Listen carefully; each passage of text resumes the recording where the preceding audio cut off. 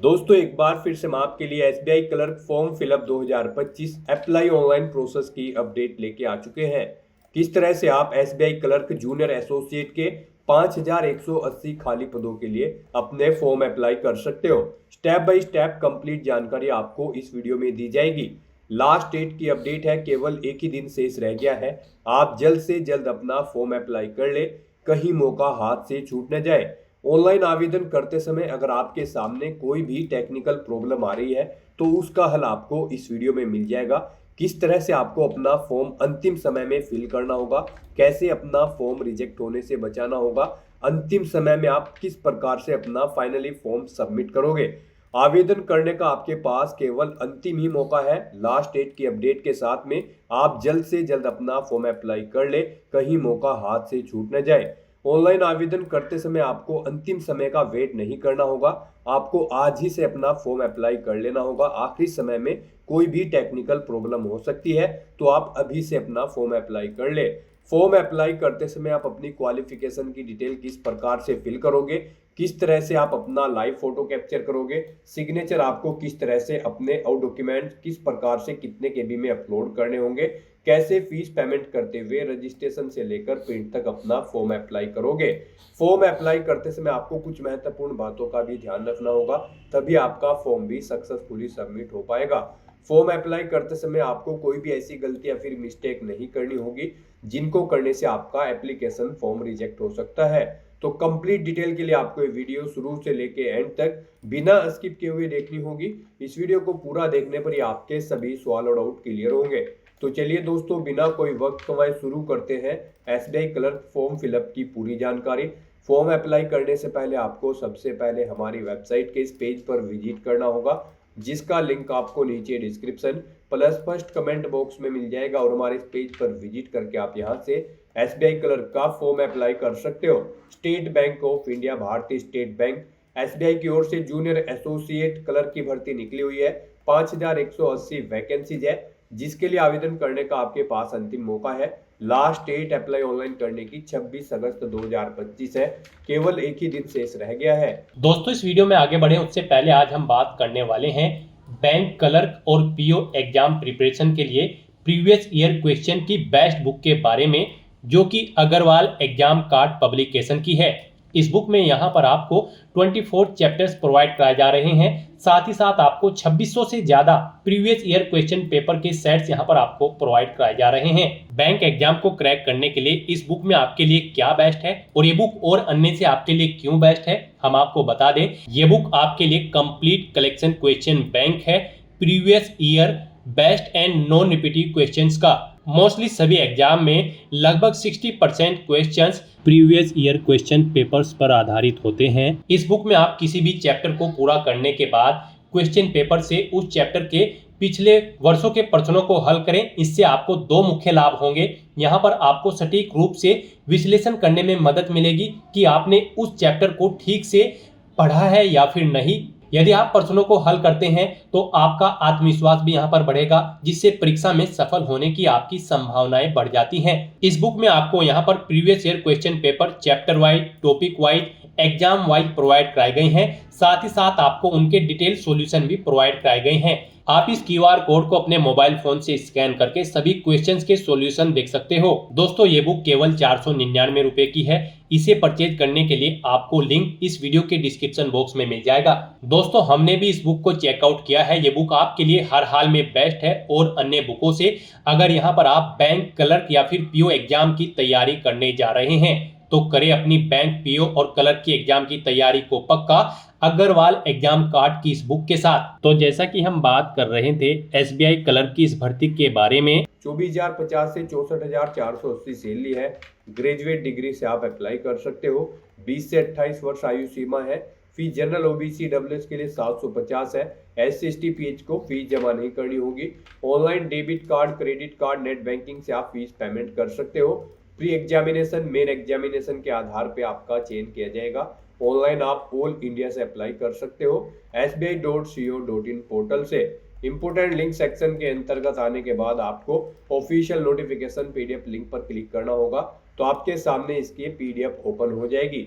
इसमें आपको complete detail मिल जाएगी, जैसे कि state wise, category wise vacancies की पूरी टेबल आपको यहाँ पर दी गई है। उसके बाद में एलिजिबिलिटी क्राइटेरिया की डिटेल आप यहाँ से चेकआउट कर ले। उसके बाद में एग्जामिनेशन पैटर्न प्री और मेन के लिए आपको यहाँ पर दिया गया है, कंप्लीट पैटर्न आप चेकआउट कर ले। साथ ही साथ सिलेबस भी सब्जेक्ट वाइज आपको इसी पीडीएफ में मिल जाएगा। फीस पेमेंट की जानकारी, एग्जामिनेशन सेंटर की यहाँ पर प्री मेन के लिए लिस्ट आपको दे दी गई है ऑल ओवर इंडिया के अंतर्गत। और यहाँ पर आपको गाइडलाइंस दी गई है फोटोग्राफ अपलोड करने की, सिग्नेचर, लेफ्ट थंब इंप्रेशन और हैंड रिटन डिक्लेरेशन की कंप्लीट गाइडलाइंस आपको यहाँ पर मिल जाएगी। तो ऑनलाइन आवेदन करने से पहले आपको ये नोटिफिकेशन की पीडीएफ पूरा पढ़ना अनिवार्य है। इसको पूरा पढ़ने से ही आपके सभी सवाल और डाउट क्लियर होंगे।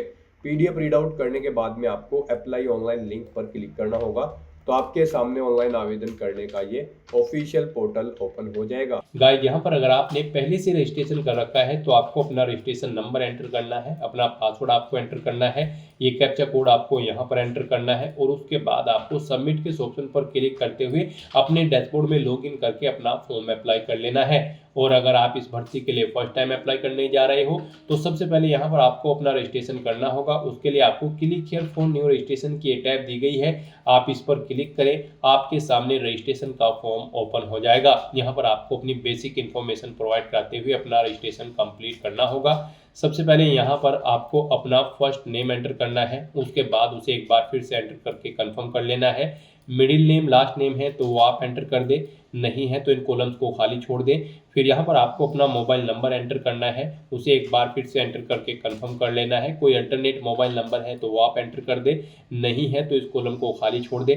फिर यहाँ पर आपको अपनी ईमेल आईडी के शुरू के कैरेक्टर एंटर करने हैं @ से पहले, और फिर यहाँ पर आपको @ डोमेन इधर से सिलेक्ट कर लेना है जिस डोमेन पर आपकी ईमेल आईडी है।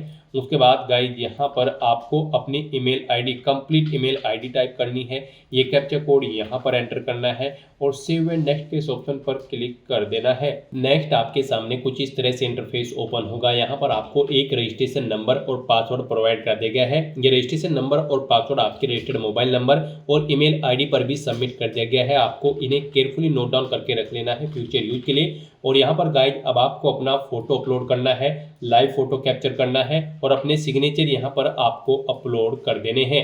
इनके लिए यहाँ पर आपको गाइडलाइन दी गई है, आप guideline for scanning the photograph and signature के इस लिंक पर क्लिक करें, आपके सामने ये पीडीएफ ओपन होगी। यहाँ से आप चेकआउट कर सकते हो आपका जो फोटो होगा जो आपको अपलोड करना है वो यहाँ पर उसका साइज 4.5 सेंटीमीटर इंटू 3.5 सेंटीमीटर होना चाहिए और यहाँ पर ये 20 KB से 50 KB के बीच में फाइल का साइज होना चाहिए। जेपीजी या फिर जेपीईजी फॉर्मेट में आपका फोटो होना चाहिए और जो आपके सिग्नेचर होंगे वो यहाँ पर 10 से 20 KB के बीच में होने चाहिए। डायमेंशन उनकी 140 इंटू 60 पिक्सल होनी चाहिए। यहाँ पर आपके सिग्नेचर को आपको कैपिटल लेटर्स में नहीं करना है, ब्लैंक इंक पेन से आपको एक वाइट पेपर पर अपने सिग्नेचर करने होंगे। और जो आप फोटो कैप्चर करेंगे उसे कैप्चर करते हुए आपको कुछ चीज़ों का ध्यान रखना है। जब आप अपना फोटो कैप्चर करेंगे आपको सीधा कैमरे की तरफ देखना है और अपने चेहरे पर आपको कोई मास्क या फिर कोई सनग्लासेस नहीं पहनने हैं, साथ ही आपको कानों में कोई ईयरफोन्स वगैरह नहीं लगाने हैं। तो इस तरह से आपको इन गाइडलाइंस को ध्यान में रखते हुए अपने डॉक्यूमेंट्स यहाँ पर आपको अपलोड करने हैं। फोटो अपलोड करने के लिए यहाँ पर आपको चूज फाइल के इस ऑप्शन पर क्लिक करना है, फाइल को सिलेक्ट कर लेना है और अपना फोटो यहाँ पर आपको अपलोड कर देना है। फिर यहाँ पर आप अपने वेब कैमरा के थ्रू अपना फोटो कैप्चर कर सकते हैं, लाइव फोटो, या फिर गाइस यहाँ पर आपको ये QR कोड दिया गया है। यहाँ पर आप क्लिक हियर टू स्कैन के ऑप्शन पर क्लिक करें, इस QR कोड को अपने मोबाइल फोन से स्कैन करें किसी भी QR कोड एप्लीकेशन को रीड करने वाली एप्लीकेशन के थ्रू और फिर वहाँ पर लिंक पर क्लिक करते हुए आप अपना लाइव फोटो यहाँ पर कैप्चर करके यहाँ पर उसे सेट कर दें। उसके बाद यहाँ पर आई कन्फर्म के चेकबॉक्स को आपको ओके करना है। फिर आपको अपने सिग्नेचर यहाँ पर आप अपलोड करने हैं, उसके लिए भी आपको चूज फाइल के इस ऑप्शन पर क्लिक करना है, फाइल को सिलेक्ट कर लेना है और अपने सिग्नेचर भी यहाँ पर आपको अपलोड कर देने हैं। फिर आपको इस चेकबॉक्स को ओके करना है। यहाँ पर अगर आपके फोटो और सिग्नेचर की फाइल का साइज कम या ज़्यादा है, दी गई रिक्वायरमेंट के अकॉर्डिंग नहीं है, तो यहाँ पर अब आपको इंटरनेट ब्राउजर पर जाना है। वहाँ पर आपको गूगल में जाकर टाइप करना है image resizer. Multiple online website open होगी, किसी भी वेबसाइट को आप ओपन करें और वहाँ पर अपना जो भी डॉक्यूमेंट का साइज आपको दी गई रिक्वायरमेंट के अकॉर्डिंग सेट करना है उसे वहाँ पर आप अपलोड अपलोड कर लें और फिर आप दी गई गाइडलाइन के अकॉर्डिंग उसका साइज सेट करके उसे डाउनलोड करके फिर यहाँ पर आप अपलोड कर दें। इस तरह से यहाँ पर अपना फोटो और सिग्नेचर अपलोड करने के बाद फिर आपको नेक्स्ट के इस ऑप्शन पर क्लिक कर देना है। नेक्स्ट आपके सामने कुछ इस तरह से इंटरफेस ओपन होगा। अब यहाँ पर आपको अपनी बेसिक डिटेल देनी है। यहाँ पर सबसे पहले आपको अपना सर्कल सेलेक्ट कर लेना है। यहाँ पर अगर आप चंडीगढ़ / न्यू दिल्ली या फिर लखनऊ / न्यू दिल्ली या फिर महाराष्ट्र / मुंबई मेट्रो इनमें से कोई भी ऑप्शन सेलेक्ट करते हैं तो फिर यहाँ पर आपको अपनी सर्कल प्रेफरेंस देनी है। यहाँ पर आप जिस सर्कल को फर्स्ट नंबर पर प्रेफरेंस देना चाहते हैं उसे फर्स्ट नंबर पर सेलेक्ट करें, जिसे सेकंड नंबर पर प्रेफरेंस देना चाहते हैं उसे आप सेकंड नंबर पर यहाँ पर सेलेक्ट करें। उसके बाद यहाँ पर आपको अपना स्टेट सेलेक्ट कर लेना है। फिर आपसे पूछा गया कि क्या आप इस स्टेट की लोकल लैंग्वेज जानते हैं प्रोफिशिएंसी टेस्ट के लिए, तो यहाँ पर आपको वो लैंग्वेज सेलेक्ट कर लेनी है। आपको उस स्टेट की लैंग्वेज शो कर दी जाएगी। जो स्टेट यहाँ पर आप सेलेक्ट करेंगे तो आप अपने अकॉर्डिंग यहाँ पर लैंग्वेज सेलेक्ट करें। उस स्टेट की जो भी लोकल लैंग्वेज होंगी वो यहाँ पर आपको शो कर दी जाएंगी। फिर आपसे पूछा गया कि क्या आपके पास 10वीं और 12वीं क्लास में जो लैंग्वेज यहाँ पर आपने लोकल सेलेक्ट की है वो एक सब्जेक्ट के तौर पर थी। अगर थी तो आप यस करेंगे, नहीं तो नो ऑप्शन सेलेक्ट करेंगे। उसके बाद यहाँ पर आपको अपनी कैटेगरी सेलेक्ट कर लेनी है। फिर यहाँ पर अगर आप रिजर्व कैटेगरी से बिलोंग करते हैं तो आपको अपनी सब कास्ट एंटर करनी होगी।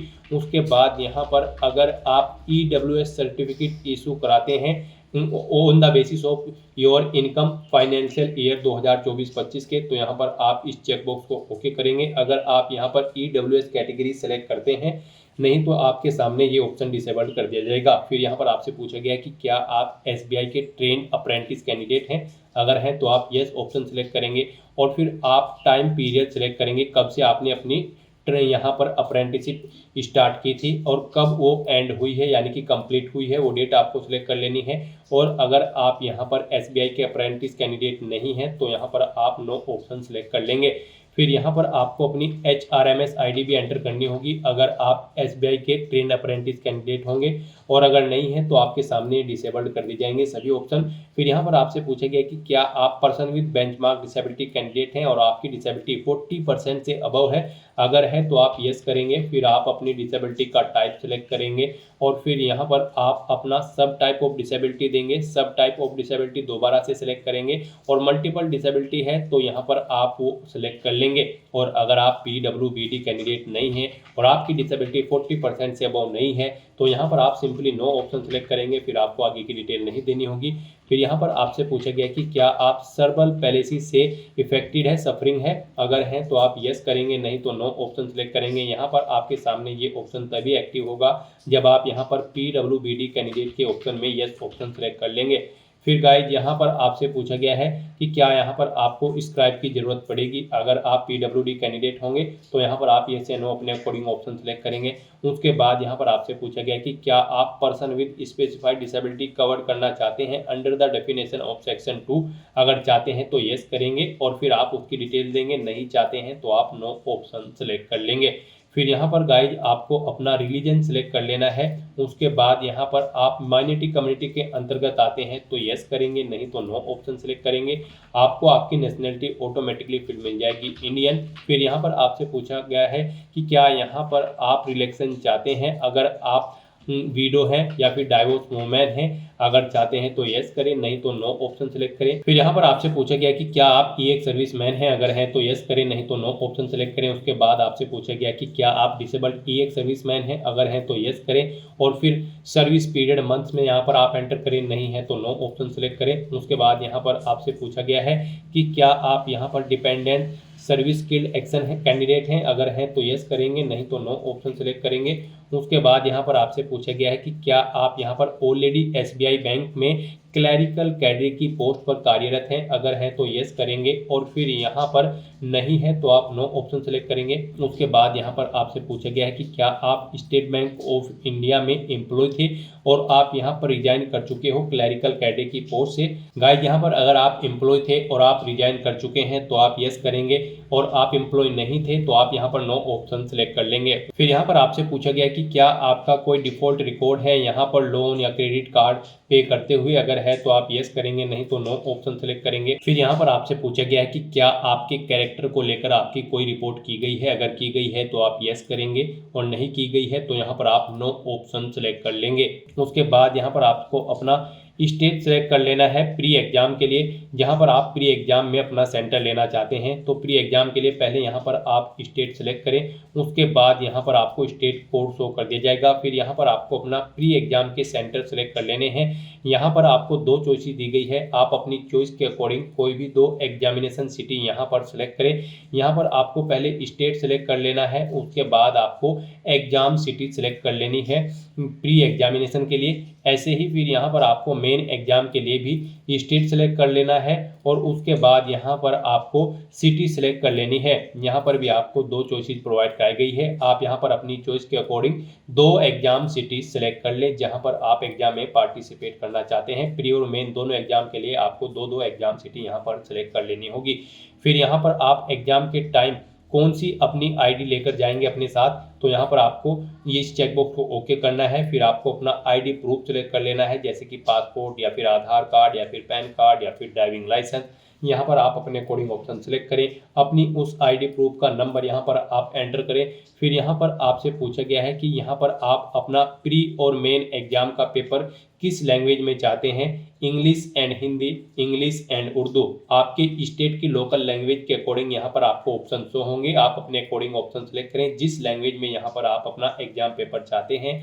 फिर यहाँ पर आपको अपनी डेट ऑफ बर्थ सेलेक्ट कर लेनी है, पहले डे फिर मंथ और फिर ईयर। उसके बाद आपको अपना जेंडर सेलेक्ट करना है। फिर आपसे पूछा गया है कि क्या आपके जुड़वा भाई बहन हैं, अगर हैं तो आप यस करें, उनका जेंडर सेलेक्ट करें, उनका नाम यहाँ पर आप दें, नहीं है तो यहाँ पर आप नो ऑप्शन सेलेक्ट करेंगे। ये ऑप्शन आगे के आपके सामने डिसेबल्ड कर दी जाएंगे।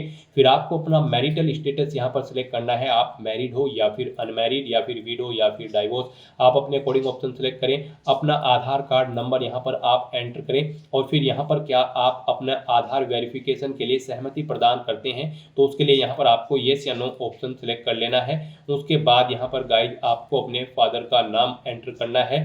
फिर यहाँ पर आपको अपने फादर का मिडिल नेम एंटर करना है, लास्ट नेम है तो वो आप एंटर कर दें। मदर का भी first name, middle name, last name यहाँ पर आप एंटर कर दें। मैरिड है तो यहाँ पर आप अपने हस्बैंड या फिर वाइफ का फर्स्ट नेम, मिडिल नेम या फिर लास्ट नेम यहाँ पर एंटर कर दें। फिर यहाँ पर गाइस आपको अपना कोरोस्पोंडेंस एड्रेस एंटर करना है, यहाँ पर आप अपना कोरोस्पोंडेंस एड्रेस एंटर करें। उसके बाद यहाँ पर आपको अपना परमानेंट एड्रेस एंटर करना है और अगर आपका परमानेंट एड्रेस आपके कोरोस्पोंडेंस एड्रेस के अकॉर्डिंग सेम है तो यहाँ पर आप same as address for correspondence में इस चेकबॉक्स को ओके कर दें। ऑटोमेटिकली आपका परमानेंट एड्रेस आपके कोरोस्पोंडेंस एड्रेस के अकॉर्डिंग फिल हो जाएगा। इस तरह से अपने डिटेल फिल करने के बाद फिर यहाँ पर आपको अपना जीएसटी इनवॉइसिंग एड्रेस सेलेक्ट करना है, जिस एड्रेस पर आप इस भर्ती प्रोसेस के दौरान कम्युनिकेट करना चाहते हैं। फिर यहाँ पर आपको आपकी कैटेगरी के अकॉर्डिंग एप्लीकेशन फीस का अमाउंट शो कर दिया जाएगा। यहाँ पर अगर आप रिजर्व कैटेगरी से बिलोंग करते हैं तो आपको कोई फीस जमा नहीं करानी है। इस तरह से अपनी सभी डिटेल्स यहाँ पर प्रोवाइड करने के बाद गाइड आपको वैलिडेट योर डिटेल के इस ऑप्शन पर क्लिक करना है, अपनी सभी डिटेल्स को वैलिडेट कर लेना है और फिर आपको सेव एंड नेक्स्ट के इस ऑप्शन पर क्लिक कर देना है। नेक्स्ट यहाँ पर आपको अपनी क्वालिफिकेशन, एक्सपीरियंस और लैंग्वेज की डिटेल प्रोवाइड करनी है। गाइस यहाँ पर इस भर्ती में पार्टिसिपेट करने के लिए आपके पास ग्रेजुएट डिग्री होनी जरूरी है। जी हाँ दोस्तों, यहाँ पर state bank of India clerk की इस पोस्ट पर अप्लाई करने के लिए आपके पास ग्रेजुएट डिग्री होनी जरूरी है, किसी भी रिलीवेंट डिसिप्लिन के अंतर्गत किसी वेल रिकॉग्नाइज्ड यूनिवर्सिटी से। तो यहाँ पर आपको अपनी क्वालिफिकेशन की डिटेल प्रोवाइड करनी है। सबसे पहले यहाँ पर आपको ग्रेजुएशन की डिटेल प्रोवाइड करनी है या फिर इसके इक्विवेलेंट अगर आपके पास कोई क्वालिफिकेशन है तब भी आप अप्लाई कर सकते हो। यहाँ पर आपसे पूछा गया है कि क्या आप फाइनल ईयर में अपियर्ड हो या फिर पास आउट कर चुके हो, आप अपने अकॉर्डिंग ऑप्शन सेलेक्ट करें। पास आउट अगर आप कर चुके हो तो पास ऑप्शन सेलेक्ट करेंगे। फिर यहाँ पर आप अपनी डिग्री बताएंगे, किस सब्जेक्ट या फिर स्ट्रीम में आपकी डिग्री है, art, commerce, science, agriculture, management, engineering या फिर अन्य। आप अपने अकॉर्डिंग यहाँ पर ऑप्शन सेलेक्ट करें। कॉलेज या यूनिवर्सिटी का नाम दें जिससे आपने अपनी ग्रेजुएशन पास आउट की है। पासिंग डेट यहाँ पर आपको सिलेक्ट करनी है, पहले डे फिर मंथ और फिर ईयर। कितने परसेंट मार्क्स यहाँ पर आपने अपनी ग्रेजुएशन में ऑब्टेन किए हैं वो यहाँ पर आपको एंटर करने हैं। आपको बताना है आपकी फर्स्ट क्लास है, सेकंड है या फिर आप पास आउट है। आप अपने अकॉर्डिंग यहाँ पर ऑप्शन सेलेक्ट करें। उसके बाद अगर आपने कोई इंटीग्रेटेड ड्यूल डिग्री की है तो उसकी डिटेल आप प्रोवाइड कर सकते हैं। कोई पोस्ट ग्रेजुएशन की डिग्री कर रखी है तो उसकी डिटेल सेम ऐसे ही दे सकते हैं। कोई प्रोफेशनल या फिर अन्य क्वालिफिकेशन है तो उसकी डिटेल भी आप सेम यहाँ पर ऐसे ही प्रोवाइड करा सकते हैं।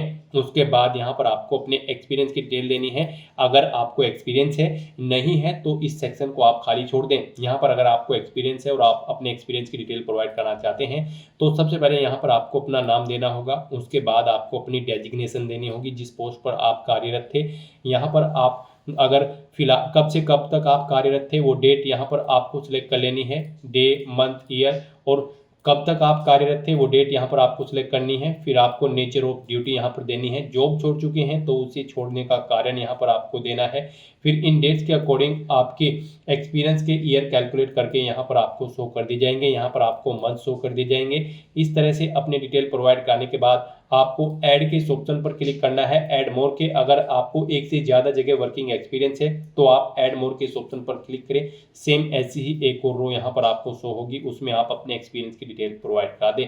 इस तरह से आप अपने एक्सपीरियंस की डिटेल यहाँ पर प्रोवाइड कर सकते हैं। उसके बाद यहाँ पर आपसे पूछा गया है कि क्या यहाँ पर आप प्री एग्जाम ट्रेनिंग लेने के इच्छुक हैं। अगर आप SC, ST, OBC, EX, DIS, XS, DXS या फिर PWBD कैंडिडेट हैं, अगर हैं तो आप यस करेंगे और फिर स्टेट सेलेक्ट करेंगे जिस स्टेट में यहाँ पर आप ट्रेनिंग लेना चाहते हैं, और फिर यहाँ पर आप एग्जामिनेशन सेंटर सेलेक्ट करेंगे, ट्रेनिंग एग्जामिनेशन सेंटर सेलेक्ट करेंगे। और अगर आप प्री एग्जाम ट्रेनिंग नहीं लेना चाहते हैं तो यहाँ पर आप नो ऑप्शन सेलेक्ट करेंगे। आगे की डिटेल फिर आपको डिसेबल कर दी जाएगी। फिर यहाँ पर आपको अपनी लैंग्वेज की डिटेल प्रोवाइड करानी है। यहाँ पर आपको आपने जो स्टेट सेलेक्ट किया है, सर्कल सेलेक्ट किया है, उसकी लोकल लैंग्वेज आपको ऑटोमेटिकली फिर मिलेगी।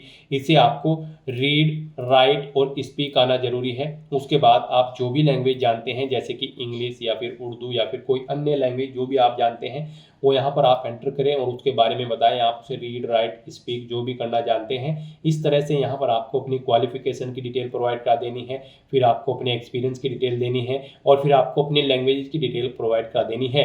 अपनी ये सभी डिटेल्स प्रोवाइड कराने के बाद फिर आपको वैलिडेट योर डिटेल के इस ऑप्शन पर क्लिक करके अपनी सभी डिटेल्स वैलिडेट कर लेनी है और फिर आपको सेव एंड नेक्स्ट के इस ऑप्शन पर क्लिक कर देना है। नेक्स्ट, पीछे आपने जो अब तक डिटेल प्रोवाइड कराई है उसका पूरा प्रीव्यू आपको शो कर दिया गया है। आपको सभी डिटेल्स केयरफुली चेकआउट करनी है। पेज को नीचे स्क्रॉल डाउन करना है, डिक्लेरेशन सेक्शन में आना है, आई एग्री के चेक बॉक्स को ओके करना है और यहाँ पर आपसे पूछा गया है कि क्या आप कंफर्म करते हैं जो नाम आपने प्रोवाइड कराया है वो यहाँ पर आपके आईडी प्रूफ से मैच करता है, तो आपको इस चेक बॉक्स को ओके कर देना है। और अगर आपके नाम में कोई चेंज है तो यहाँ पर आपको एग्जाम टाइम के दौरान अपने चेंज नेम के लिए डॉक्यूमेंट प्रूफ शो करना होगा। उसके लिए आपको यहाँ पर इस ऑप्शन को सिलेक्ट करना होगा और अगर यहाँ पर आपका नाम बिल्कुल ओके है आपके आईडी प्रूफ के अकॉर्डिंग तो यहाँ पर आपको इसे ओके नहीं करना है।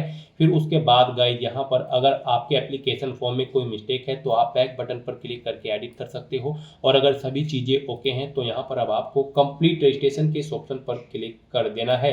नेक्स्ट, यहाँ पर आपको अपना लेफ्ट थंब इम्प्रेशन और hand written declaration document upload करना है। उसके लिए भी आपको गाइडलाइन दी गई है। आप गाइडलाइन फॉर डॉक्यूमेंट अपलोड के इस लिंक पर क्लिक करें। यहाँ पर आपके सामने यही PDF ओपन होगी, यहाँ से आप चेकआउट कर सकते हो। आपका जो लेफ्ट थंब इम्प्रेशन होगा वो यहाँ पर आपको एक वाइट पेपर पर ब्लैक या फिर ब्लू इंक से करना है और उसका फॉर्मेट आपकी फाइल का JPG या फिर JPEG होना चाहिए। डायमेंशन यहाँ पर आपके जो लेफ्ट थंब इम्प्रेशन की होगी वो 240 × 240 पिक्सल में होनी चाहिए। फाइल का साइज आपकी इसकी 20 KB से 50 KB के बीच में होना चाहिए और जो आपका हैंड रिटन डिक्लेरेशन डॉक्यूमेंट है वो आपको इंग्लिश में टाइप करना है वाइट पेपर पर ब्लैंक इंक पेन से। फाइल का टाइप यहाँ पर JPG या फिर JPEG होना चाहिए। डायमेंशन उसकी 10 सेंटीमीटर × 5 सेंटीमीटर विड्थ और हाइट होनी चाहिए। 50 KB से 100 KB के बीच में आपकी इस फाइल का साइज होना चाहिए। तो इन गाइडलाइंस को ध्यान में रखते हुए आपको अपने डॉक्यूमेंट अपलोड करने हैं। उसके लिए आपको चूज फाइल के ऑप्शन पर क्लिक करना है, फाइल्स को सिलेक्ट कर लेना है और 1 बाय 1 करके अपना थंब इम्प्रेशन और हैंड रिटन डिक्लेरेशन डॉक्यूमेंट यहाँ पर आपको अपलोड कर देने हैं। फिर आपको ये कैप्चा कोड इस बॉक्स में एंटर करना है और उसके बाद आपको यहाँ पर सेव एंड नेक्स्ट के ऑप्शन पर क्लिक कर देना है। इस तरह से यहाँ पर आपका एप्लीकेशन फॉर्म सक्सेसफुली सबमिट हो चुका है। अगर आप रिजर्व कैटेगरी से बिलोंग करते हो, अब यहाँ पर आपको प्रिंट एप्लीकेशन के ऑप्शन पर क्लिक करके अपने एप्लीकेशन फॉर्म का एक हार्ड कॉपी प्रिंट आउट ले लेना है फ्यूचर यूज के लिए, फ्यूचर रेफरेंस के लिए। और गाइस यहाँ पर अगर आप रिजर्व कैटेगरी से बिलोंग नहीं करते हैं तो आपको यहाँ पर पहले अपना फीस पेमेंट करना होगा। यहाँ पर अगर आप जनरल, ओबीसी या फिर ईडब्ल्यूएस कैंडिडेट हैं तो आपको 750 रुपए फीस के रूप में जमा कराने होंगे, जो कि आप ऑनलाइन मोड में debit card, credit card, net banking या फिर यूपीआई के माध्यम से जमा करा सकते हो। और अगर आप SC, ST, PH कैंडिडेट हैं तो आपको फीस जमा नहीं करानी है, आपका फॉर्म सबमिट हो चुका है। तो दोस्तों, ऐसे आप state bank of India colour के 5180 खाली पदों को भरने के लिए अपना फॉर्म अप्लाई कर सकते हो बिना कोई मिस्टेक किए हुए। आज की इस वीडियो में बस इतना ही। आई होप ये वीडियो आपको पसंद आई होगी। अगर पसंद आई हो तो इसे लाइक और शेयर करें। चैनल पर नए हो तो इसे सब्सक्राइब कर लें। Thanks for watching.